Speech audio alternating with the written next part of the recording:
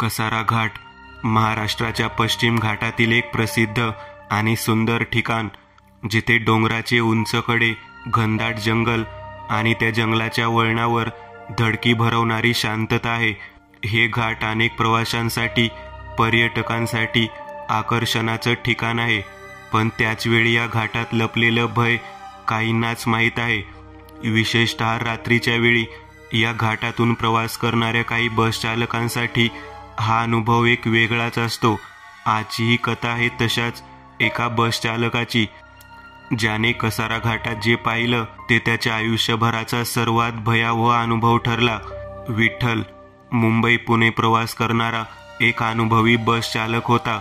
तो एक शांत स्वभावाचा माणूस, नेहमी आपल्या कामात दक्ष असणारा आणि कुठल्याही प्रकारच्या गोष्टींमध्ये न गुंतणारा. त्याच्या हाताखालील एसटी बस त्याच्यासाठी फक्त नोकरीचं साधन नव्हतं, तर त्याचं जीवन होतं. तो नेहमी प्रवाशांची काळजी घेत असे. प्रत्येक प्रवासात तो प्रवाशांच्या सुरक्षिततेची विशेष काळजी घेत असे. आजचा त्याचा प्रवासही रोजच्या सारखाच असावा असं त्याला वाटत होतं, पण आज काहीतरी वेगळं होतं. कसारा घाटातील त्या रात्री काहीतरी अस्वस्थ वाटत होतं.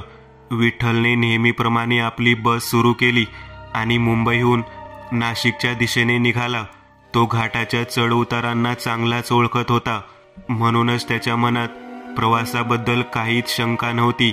त्याचं मन पूर्णपणे प्रवासात गुंतलेलं होतं आणि कुठेही लक्ष न देता तो गाडी चालवत होता. बसमध्ये काही प्रवासी झोपलेले होते, तर काही जण आपल्या मोबाईलवर बोलत होते किंवा खिडकी बाहेरच्या दृश्यांमध्ये रमले होते. घाटातील रात्रीचं वातावरण खूप गूढ आणि थोडं धडकी भरवणारं होतं. आकाश पूर्ण काळं पडलं होतं आणि फक्त बसच्या हेडलाईट्सच्या प्रकाशातच रस्ता स्पष्ट दिसत होता. विठ्ठल घाटातील वळण सहजपणे पार करत असताना त्याच्या मनात विचार आला की आज हा प्रवास इतका कठीण का वाटतोय, जसा तो पहिल्यांदा या घाटातून गाडी चालवत आहे. रात्र जसजशी पुढे जात होती, विठ्ठलने लक्षात घेतलं की घाटातलं वातावरण आणखी गडद आणि धुंद होत चाललं होतं. अंधाराने सगळं काही व्यापून टाकलं होतं आणि घाटातलं धुकं वाढत चाललं होतं. हळूहळू विठ्ठलला जाणवलं की त्याच्या बसच्या मागच्या बाजूने काहीतरी विचित्र चाललं आहे. तेव्हा अचानक एका ठिकाणी, एका वळणावर एक प्रवासी बसला थांबवण्यासाठी हात दाखवत उभा होता. तो एक साधारण पांढऱ्या रंगाचे कपडे घातलेला वृद्ध माणूस होता. त्याचा चेहरा अस्पष्ट होता आणि तो एकटाच त्या ठिकाणी उभा होता. विठ्ठलने बस थांबवली आणि तो वृद्ध बसमध्ये चढला. त्याचं अनोळखी असणं विठ्ठलच्या मनात शंका निर्माण करत होतं, कारण रात्री त्या घाटात कोणी प्रवासी असणं हे शक्य नव्हतं. तो आपल्या विचारातून बाहेर येत त्या वृद्ध व्यक्तीला म्हणाला, "कुठे जायचं आहे?" विठ्ठलने विचारलं. वृद्धाने त्याच्याकडे शांतपणे पाहिलं आणि एक शब्दही न बोलता बसच्या मागच्या सीटवर जाऊन बसला. "अरे अजीबच आहे म्हातारा, मी विचारलं तर साधं उत्तर सुद्धा देत नाही आहे," तो स्वतःशीच म्हणाला. त्यानंतर विठ्ठलने काही न बोलता बस पुन्हा सुरू केली, पण त्याच्या मनात काहीतरी अस्वस्थ होत होतं. जीव कसल्या तरी विचाराने घाबरत होता. त्याने एक वेळ त्याच्या मागच्या काचेतून पाहिलं तर एक विचित्र गोष्ट त्याच्या लक्षात आली. तो वृद्ध माणूस हालत सुद्धा नव्हता. त्याचं डोकं खिडकीकडे वळलेलं होतं आणि तो बाहेरच्या अंधाराकडे पाहत होता. आणि अचानक त्याने त्याची मान फिरवून विठ्ठलकडे पाहिले आणि तो विचित्रपणे हसला. या अचानक पाहण्याने आणि हसण्याने विठ्ठल चांगलाच दचकला आणि पटकन विठ्ठलने आपले लक्ष समोर केले. "बापरे, याला कसे माहीत पडले की मी याच्याकडे पाहत आहे म्हणून?" विठ्ठल गाडीचे स्टिअरिंग फिरवत पुन्हा स्वतःशीच म्हणाला. प्रवास पुढे चालू असताना विठ्ठलच्या लक्षात आलं की त्या वृद्धाच्या येण्याने बसमधील वातावरण अजूनच गूढ झालं आहे. घाटातील प्रत्येक वळण आता अधिकच धोकादायक वाटत होतं. जणू काही त्या जागेत काहीतरी भयावह दडलेलं होतं. जसे ते घाटाच्या आणखी आत गेले तसे प्रवाशांमध्ये थोडीशी हालचाल झाली. काही प्रवासी अर्धवट झोपेतून जागे झाले आणि गोंधळलेल्या नजरेने आजूबाजूला पाहू लागले. बाहेरचं दृश्य आणखी धोकेदार झालं होतं. विठ्ठलला अजूनही त्याच्या मागच्या सीटवर बसलेल्या त्या वृद्ध माणसाची भीती वाटत होती, पण आता त्याला जाणवायला लागलं की त्या माणसाविषयी बसमध्ये आणखी काहीतरी विचित्र असं वावरत आहे. विठ्ठलच्या मानेवरचे केस आपोआप ताठ झाले. त्याला असं वाटलं की त्याच्या अगदी जवळ कोणीतरी आहे आणि त्याला स्पर्श करू पाहत आहे. त्याच्या हृदयाची धडधड वाढली होती. त्या वृद्धाच्या येण्यापूर्वी जेवढा नॉर्मल प्रवास चालला होता तो आता काहीसा विचित्र आणि भीतीदायक होऊ लागला होता. विठ्ठलला समजत नव्हतं की नक्की काय चाललं आहे, पण गाडी चालवण्यापलीकडे त्याच्याकडे कुठलाही पर्याय नव्हता. घाटातल्या एका वळणावर आला असताना त्याने अचानक बसच्या बाजूला एक मोठी सावली पाहिली. ती एक व्यक्तीसारखी वाटत होती, पण इतकी मोठी की त्याने कधीच अशी सावली पाहिली नव्हती. विठ्ठलने जोराने ब्रेक मारले आणि बस थांबवली. त्या सावलीकडे बघताच त्याला जाणवलं की ती काही साधी व्यक्तीची सावली नव्हती. ती सावली त्याच व्यक्तीची होती, त्या वृद्ध माणसाची जो गाडीमध्ये बसला होता. विठ्ठलने परत त्या वृद्ध व्यक्तीकडे पाहिले. तो म्हातारा तिथेच बसला होता. हा इथे आहे, तर मग ती बाहेरची सावली कोणाची आहे? परत विठ्ठलच्या मनात भीती निर्माण झाली. प्रवाशांमध्ये थोडीशी गडबड झाली. काही जण उठले आणि विठ्ठलकडे पाहू लागले. काय झालं? गाडी का थांबवली? एका प्रवाशाने विचारलं. विठ्ठल काहीच उत्तर देऊ शकला नाही. तो फक्त त्या विचित्र आकृतीकडे पाहत राहिला, जी काही क्षणातच अदृश्य झाली. वातावरणातून बसमध्ये एक थंडगार हवेचा झोत आला आणि विठ्ठलला वाटलं की त्याच्या शरीरातील रक्त गोठते आणि इतका थंड तो वाटत होता. काही नाही, करतो गाडी चालू, विठ्ठलने घाबरत उत्तर दिलं आणि पुन्हा बस सुरू केली. जसे ते पुढे निघाले तसतसे बसमधील वातावरण अधिकच विकृत होत चाललं होतं. आता प्रवाशांमध्ये अजूनच अस्वस्थता वाढली होती. विठ्ठलने मागे पाहिलं. तो वृद्ध माणूस अजूनही बसच्या मागच्या सीटवरच बसलेला होता, परंतु त्याच्या चेहऱ्यावर एक विचित्र हसू होतं. विठ्ठलच्या मनात शंका आणखी वाढली. प्रवाशांमध्ये चर्चा सुरू झाली. एका बाजूला असलेल्या मुलाने आईला विचारलं, आई, तो माणूस कोण आहे? कुठला माणूस? आईने आश्चर्याने विचारलं. अरे, मागे बसलेला माणूस, त्याचे डोळे लाल आहेत, मुलाने थरथरत उत्तर दिलं. त्या मुलाच्या बोलण्यावर सगळे प्रवासी जागे झाले. सगळ्यांनी मागे पाहिलं, पण त्यांना काहीच दिसलं नाही. ते वृद्ध माणूस तिथून अदृश्य झाला होता. विठ्ठलने सुद्धा मागे पाहिले, तेव्हा त्या मागच्या सीटवर कोणीच नव्हते. विठ्ठलला आता पूर्णपणे खात्री झाली होती की काहीतरी भयानक घडतंय. आता बसमधील सगळेच लोक घाबरली होती. ड्रायव्हर, आता कुठेही गाडी थांबवू नका, एक प्रवासी विठ्ठलला म्हणाला.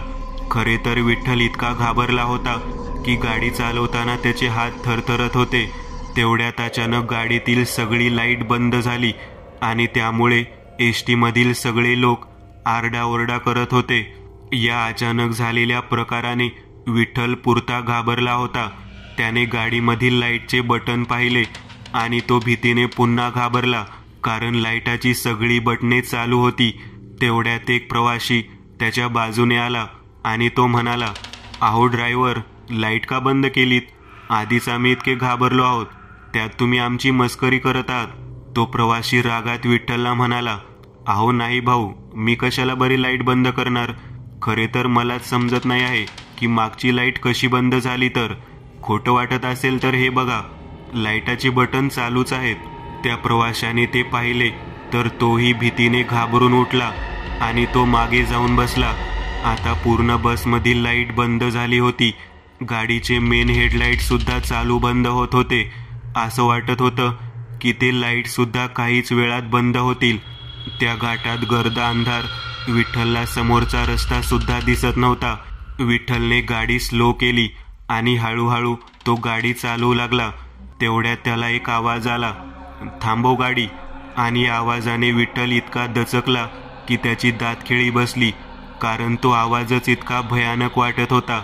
तो आवाजच एका स्त्रीचा होता आणि तो आवाज त्याच्या ड्रायव्हर कॅबिनमधील बाजूच्या सीटवरून आला होता. त्या सीटवर अंधारात त्याला कोणीतरी बसलेले दिसले. आवाजावरून ती स्त्रीच होती. विठ्ठलला अंधारात अंधुक अंधुक असं दिसत होतं की एक काळी साडी घातलेली बाई त्याच्याकडे बघून त्याला गाडी थांबवण्याचा इशारा करत आहे. आता नेमकी ही बाई कुठून आली हे त्याला कळत नव्हतं. कोण तू आणि माझ्या गाडीमध्ये कशी काय आली? त्या बाईने त्याला काहीच उत्तर दिले नाही आणि झटकन पूर्ण बसमधील लाईट चालू झाली. आता बसमधले सगळे दृश्य विठ्ठलला स्पष्ट दिसत होते. त्याच्या समोर ती बाई तर बसली होती, पण तिला मुंडकेच नव्हते. तरी सुद्धा तिच्या शरीराची हालचाल होत होती आणि तो भीतीने गांगारून गेला होता. तोंडातून शब्दच फुटत नव्हते. त्याने भीतीने झटकन त्याच्या बाजूचा दरवाजा उघडला आणि जवळजवळ त्याने खाली उडी घेतली. पण गाडी अशा ठिकाणी उभी होती जिथून काहीच दूरवर खोल अशी दरी होती. त्याने उडी घेताच तो एका दगडाला धडकला आणि जागीच बेशुद्ध झाला. किती वेळ झाला असेल माहीत नाही. तो बेशुद्धच पडून होता. पण कसल्या तरी आवाजाने विठ्ठलला जाग येत होती. गाडीतील हॉर्न कोणीतरी जोरजोरात वाजवत होतं आणि त्यामुळेच विठ्ठलला जाग आली होती. आधी तर त्याला काहीच दिसत नव्हतं, कारण त्याच्या डोक्याला लागल्यामुळे त्याला काही वेळ तरी स्पष्ट दिसलंच नाही. तो कसा तरी उठला आणि तो भीतीने पुन्हा गांगारला, कारण काहीच दूर खोल दरी होती. ती खोल असेल माहीत नाही, पण जर झोपेत त्याने थोडी जरी हालचाल केली असती तर तो खालीच कोसळला असता. तो झटकन त्या जागेवरून उठला आणि बसकडे जाऊ लागला. बस अंधारातच उभी होती. गाडीतील लाईट तर चालू होते, पण गाडीमध्ये एकही प्रवासी त्याला दिसत नव्हता. तो घाबरत घाबरत बसकडे आला. मगाशी दिसलेली ती बाई आता त्या सीटवर नव्हती. गाडीचा दरवाजा उघडाच होता. तो चालत गाडीत वर चढला, पण गाडी पूर्ण रिकामी होती. आता उजेडात येताच त्याला त्याच्या अंगाला झालेल्या जखमा दिसल्या. हातपाय सोलले होते आणि आता पूर्ण अंग त्या जखमांनी ठणकत होतं. त्याला वाटले की प्रवासी भीतीने गाडी सोडून गेली असतील, कारण गाडीचा दरवाजा उघडा होता. पण जर गाडीमध्ये कोणीच नव्हतं तर मग गाडीचा हॉर्न कोण वाजवत होतं? तो भीतीने स्वतःशीच म्हणाला आणि तो चालत त्याच्या ड्रायव्हर केबिनकडे आला. तेव्हा ड्रायव्हर सीटवर तीच बिना मुंडक्याची बाई बसली होती. बापरे, आता ही पुन्हा अचानक कुठून आली?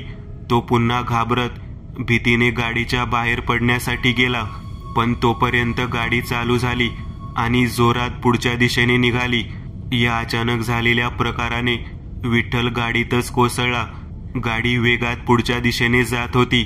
तो स्वतःला सावरत उठला आणि समोर त्याने जे बघितले त्याने तो पुन्हा घाबरून उठला, कारण गाडी आता समोरच्या झाडाला धडकणार होती. पण त्याआधीच विठ्ठलने त्या उघड्या दरवाजाकडे धाव घेतली आणि तो गाडीच्या बाहेर पडला. गाडी इतकी वेगात होती की तो जवळपास 2-3 फूट दूर जाऊन पडला. तो पुन्हा बेशुद्ध व्हायच्या आधी त्याला दिसलं की गाडी झाडाला धडकली होती आणि तिने पेट घेतला होता आणि त्या आगीतून एक काळसर आकृती जंगलात शिरत होती. आणि पुन्हा ते दृश्य विठ्ठलच्या डोळ्यासमोर अंधुक होत गेलं आणि विठ्ठल बेशुद्ध झाला. अगदी सकाळचे दृश्य होते. एक दुचाकी स्वार त्याची गाडी घेऊन जात होता. तेव्हा त्याला एका वळणावर एक गाडी जळून खाक झालेली दिसली आणि रोडच्याच बाजूला कोणीतरी पडून दिसलं. तो पटकन आपली गाडी घेऊन तिथे आला आणि त्याने त्या माणसाला उठवण्याचा प्रयत्न केला, पण तो व्यक्ती फारच जखमी झाला होता. त्या दुचाकी स्वाराने पटकन ॲम्ब्युलन्सला फोन केला आणि काहीच वेळात ॲम्ब्युलन्स तिथे आली. विठ्ठल जेव्हा काही दिवसांनी बोलण्यायोग्य झाला तेव्हा त्याने विचारले की बसमधील ते बाकीचे प्रवासी कुठे गेलेत. तर त्याला समजले की त्या बसमधील एकही प्रवासी अजूनपर्यंत सापडला नाही. दुसरा अनुभव. सातारा स्थानक. राघव साताऱ्यातील गावात येऊन 2 दिवस झाले होते. त्याची नुकतीच 10वी झाली होती. त्यामुळे पुढील शिक्षणासाठी लागणारे कागदपत्र बनवण्यासाठी त्याला त्याच्या जुने नातेवाईकांचे डॉक्युमेंट्स लागणार होते. ते गावात राहत असल्यामुळे त्याला साताऱ्यातून इथे यावे लागले होते. जवळपास त्याचे काम संपले होते. त्यामुळे परत साताऱ्यात निघण्यासाठी तो त्याची तयारी करत होता. तेवढ्यात त्याचे काका त्याला म्हणाले, अरे राघव निघाला पण. अरे थांब की 1-2 दिवस आणखी. पाहुणचार खाऊन जा चांगला. हवे तर नॉनव्हेज करतो. अरे नाही काका, कशाला, राहू द्या, नंतर कधी. अरे कसं, मी नाही जाऊ देणार. तू का रोज रोज येतोस का? थांब, उद्याला जा. राघव नाही नाही करत होता, पण त्याच्या काकांपुढे त्याचं काही चाललं नाही. त्या दिवसचा गावातील आठवडी बाजार होता. काकांनी बाजारातून चांगलं 1 किलो नॉनव्हेज आणले. राघवने सुद्धा चांगलं पोट भरून जेवण केलं. जेवण इतके झाले की तो चांगला सुस्तावला होता, म्हणून थोडा आराम करावा म्हणून तो बेडवर पहुडला आणि कधी तो झोपला हे त्यालाही कळलं नाही. आता संध्याकाळ होत आली होती. राघव अजूनही झोपूनच होता. तेवढ्यात त्याचा फोन वाजला. त्या फोनच्या कर्कश आवाजाने त्याची झोप मोडली. काय यार, कसली झोप लागली होती? कोणाला आठवण आली माझी? तो नाराजीनेच उठला आणि त्याने फोन पाहिला. कॉल त्याच्या मित्राचा होता. हा बोल रे गणेश, काय म्हणतोस? तिकडून गणेश बोलला. हॅलो, अरे रग्या, उद्याच त्या कॉलेजला जावे लागेल, नाहीतर तिथे ॲडमिशन मिळणार नाही. लिस्ट फुल होत आलीये. काय? अरे यार, ते कॉलेज जायला नको. इतकी खटाटोप कशासाठी करत आहे? तर मी एक काम कर, मी आजच निघतो इथून. उद्या जाऊन ॲडमिशन करूनच घेऊ. माझे डॉक्युमेंट पण कंप्लीट झाले आहेत. बरं ठीक आहे, भेटू मग उद्याला, असे म्हणून गणेशने फोन ठेवला. राघव पटकन फ्रेश झाला आणि काकाला सांगायचं म्हणून तो बाहेर आला. काका बाहेरच अंगणात बसले होते. आता जवळपास रात्र झाली होती. काका, मी निघतोय, अर्जंट आहे, उद्याला कॉलेजला जायचं आहे. त्याने असं म्हणताच काका जरा घाबरले आणि म्हणाले, अरे रघु, तू आजच वशाट खाल्ले आहेस, त्यात आज अमावस्या. रात्री प्रवास नको करूस, धोकादायक ठरू शकतं. कसला धोका काका? बघ, तू शिकलेला पोरगा आहेस. माझे म्हणणे तुला पटेल की नाही माहीत नाही. वशाट खाल्लं की रात्रीला बाहेर फिरू नये, भूतबाधा मागे लागू शकते. अहो काका, आता काही नाही होत हो, सगळ्या अंधश्रद्धा आहेत या. काही खाण्याचा आणि भूतबाधेचा काय संबंध? आणि तसेही मला जाणे खूप अर्जंट आहे. काकांची आणि त्याची बरीच वादावाद झाली. शेवटी काका म्हणाले, ठीक आहे रघु, तू जा, पण काळजी घे स्वतःची. रघुने आपली बॅग खांद्याला अडकवली आणि तो निघाला. गावाच्या बाहेरच्या बसस्थानकावर तो उभा होता. पावसाळ्याचे दिवस होते. आभाळ काळवंडलेले, सतत पडणारा पाऊस आणि वारंवार येणारा विजांचा कडकडाट संपूर्ण वातावरण अधिकच भयानक बनवत होता. स्थानकाच्या आजूबाजूला फक्त झाडे, रस्त्यांवर फारसे वाहन नाही. दूरवरच्या गावात जाणाऱ्या एसटी बसेस मात्र त्या शांततेतून मधूनच निघून जात होत्या. राघव त्याच्या एसटी बसची वाट बघत उभा होता. त्याला या गावापासून सुमारे 50 किलोमीटर दूर जायचे होते. ती बस त्याची शेवटची आशा होती, कारण पावसामुळे अनेक बसेस रद्द झाल्या होत्या. त्याच क्षणी दूरवरून एसटी बस येताना दिसली. बसचे दिवे धुसर पावसात चमकत होते. तो लगेचच आनंदित झाला आणि गाडीच्या समोर हात दाखवून थांबवली. बस त्याच्या जवळ येऊन थांबली. आतमध्ये कोणीच नव्हते, फक्त ड्रायव्हर आणि कंडक्टर होते. बस सातारा जाणार ना? राघवने विचारले. होय, जाते, कंडक्टरने त्याला उत्तर दिलं. राघवने बसमध्ये चढून आपली सीट पकडली. आत वातावरण फारच वेगळं वाटत होतं. एसटी बसच्या खिडक्यांच्या बाहेरून पडणाऱ्या पावसाच्या थेंबांच्या आवाजासोबतच आतल्या विचित्र शांततेने त्याच्या अंगावर काटा आला होता. बसमध्ये काहीतरी विचित्र वाटत होतं, पण त्याने त्याकडे दुर्लक्ष केले. प्रवास चालू झाला आणि बस मोठ्या गतीने त्या सुनसान रस्त्यावरून पुढे निघाली. राघवने खिडकीबाहेर नजर टाकली. जंगली झाडे, मळलेले रस्ते आणि पावसाच्या धारेत हरवलेली जमीन पाहून त्याच्या मनात एक विचित्र शंकेची भावना उमटली. कंडक्टर त्याच्या जवळ आला आणि तिकीट काढण्यासाठी त्याच्याकडे पाहिले. बोला तिकीट, कंडक्टर सीट वाजवत बोलला. राघवने पैसे दिले आणि तिकीट घेतले. मात्र त्याला कंडक्टरच्या चेहऱ्यात काहीतरी वेगळं जाणवलं. त्याचा चेहरा अत्यंत गंभीर आणि गूढ दिसत होता. असे वाटत होते की तो कित्येक दिवस झोपलाच नसावा. त्याची तिकीट होताच कंडक्टर त्याच्या मागच्या सीटवर गेला आणि तिथेही तो बोलला. बोला, कुठले तिकीट देऊ? या गोष्टीवर मात्र रघु थोडा दचकला आणि तो स्वतःशीच म्हणाला, हा कंडक्टर थोडा येडा आहे का? पूर्ण बसमध्ये फक्त मी एकटा प्रवासी आहे मग हा त्या रिकाम्या सीटकडे बघून तिकीट काढा म्हणून का बोलत आहे? पण परत तो कंडक्टर एका सीटकडे जाऊन तसेच विचारत होता. आणि जेव्हा तो परत समोरच्या दिशेने चालत आला तेव्हा न राहून राघव म्हणाला, अहो काका, पूर्ण एसटी बसमध्ये फक्त मीच एकटा आहे, मग तुम्ही तिकीट कोणाची काढत आहात? तो कंडक्टर हसला आणि म्हणाला, मी त्यांचीच तिकीट काढत आहे जे तुझ्या सामान्य डोळ्यांना दिसत नाही आहे. म्हणजे? रघु आश्चर्याने म्हणाला, या गाडीतील एकही सीट रिकामी नाही, सगळ्या सीटवर कोणी ना कोणी बसले आहे. यावर रघु हसला. काय काका, कशाला गंमत करत आहात? अहो, ही काय वेळ आहे का गंमत करण्याची? कंडक्टर पुन्हा हसला आणि निघून गेला. राघव काही क्षण विचारात पडला, पण प्रवासाच्या दगदगीमुळे तो त्यावर फारसा विचार करू शकला नाही. बसने आता सुनसान जंगलातून प्रवास करायला सुरुवात केली होती आणि रात्रीची वेळ असल्याने रस्ता खूपच अंधारलेला होता. बसमध्ये दिवे सुरू असले तरी तो प्रकाश भकास आणि उदास जाणवत होता आणि त्याच वातावरणाने त्याला झोप लागली. बस तशीच धडधड आवाज करीत पुढे सरकत होती. प्रवास चालू असताना अचानक बस थांबली.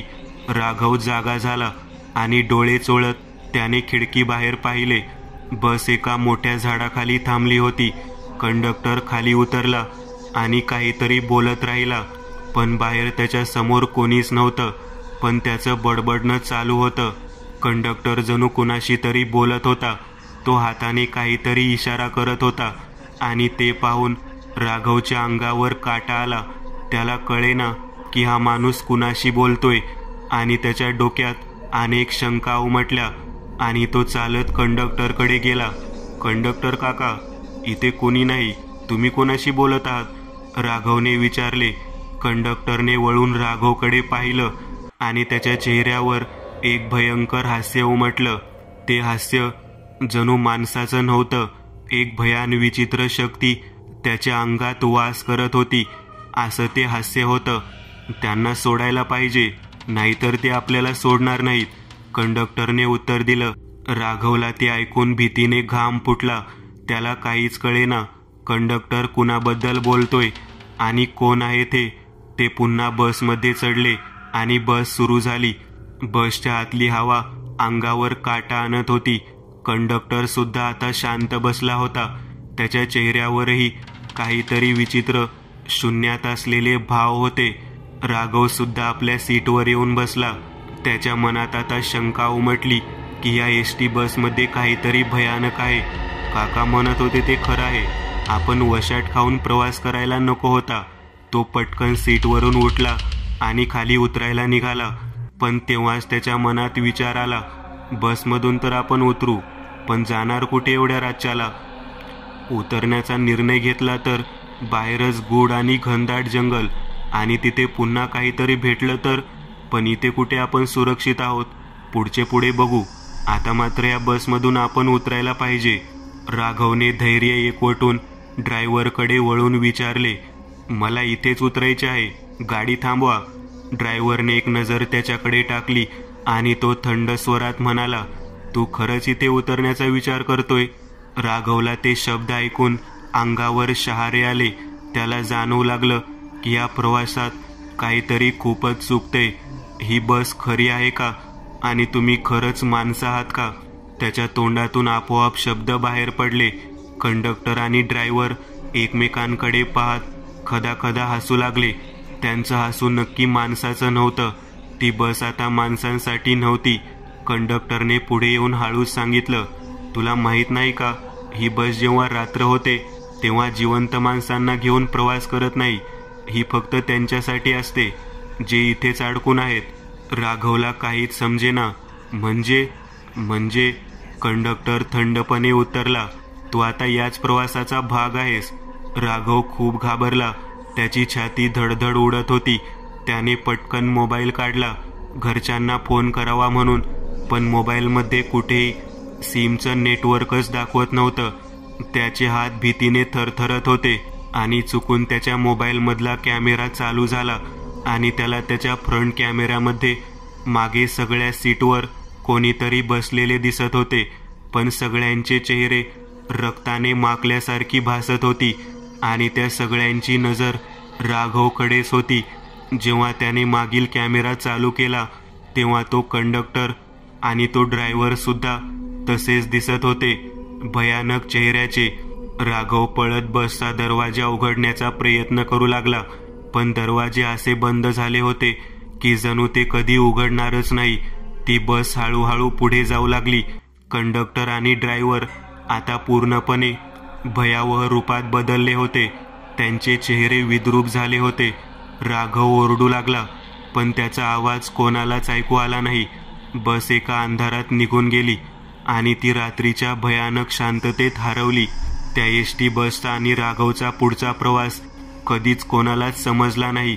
असे म्हणतात की पावसाच्या रात्री त्या रस्त्यावर एक एसटी बस दिसते, जी कोणत्याही बस स्थानकावर थांबत नाही, फक्त पळत असते, आणि जो कोणी तिच्यात बसतो तो कधीच परत येत नाही.